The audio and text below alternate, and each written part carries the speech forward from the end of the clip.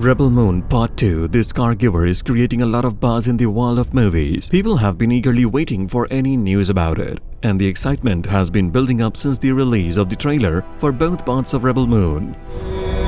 I was given memories of a world I will never see. What's especially intriguing is that the release dates for both parts were revealed in the trailer, and it turns out the gap between them is very short. Before we dive into the details, we would like to encourage you to subscribe to CineflicksNews and don't forget to hit the bell icon. This way you will stay updated and receive notifications for all our upcoming videos. Your subscription and support mean a lot to us, and we are excited to bring you valuable and engaging content in the future. Is indestructible.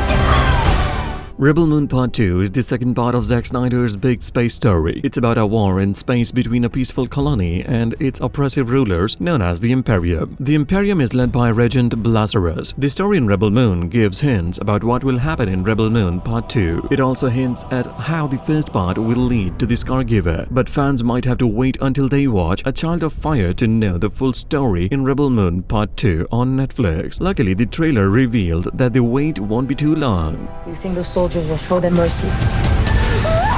The latest news about Rebel Moon Part 2 revealed the full title and release date in August 2023. The title is Rebel Moon Part 2, The Scargiver. The trailer gave a bit of an idea what about the Scargiver means. Director Zack Snyder mentioned that both parts of Rebel Moon will have chapter titles. The first part is called Rebel Moon Part 1, A Child of Fire. In the trailer, Child of Fire could refer to Princess Itza or perhaps the former soldier Kara, who referred to herself as a child of war. The trailer suggests that Scargiver might be Kara's nickname, showing how important she might be in Rebel Moon Part 2. Rebel Moon Part 2 will finish the story that began in Rebel Moon Part 1, A Child of Fire. Initially, this story was meant to be a Star Wars movie. Zack Snyder pitched this idea when Lucasfilm wanted to make more movies like Rogue One. However, those plans got cancelled, so Snyder turns it into his own original sci-fi movie series. He compared the story to Japanese samurai movies like Akira Kurosawa's Seven Samurai. Interestingly, George Lucas' first Star Wars movie was mostly a redo of a Kurosawa samurai movie called Hidden Fortress. Rebel Moon began filming on 19th April 2022. Zack Snyder, who not only directed the movie but also handled the camera work, gave fans a sneak peek behind the scenes. He shared pictures from the set on Twitter showing how the movie was being made. The filming process went on for quite a while, ending on 2nd December 2022. In total, they spent 152 days capturing scenes for the movie. The team picked California as a place to film Rebel Moon. They used the state's location to build the amazing world of the movie.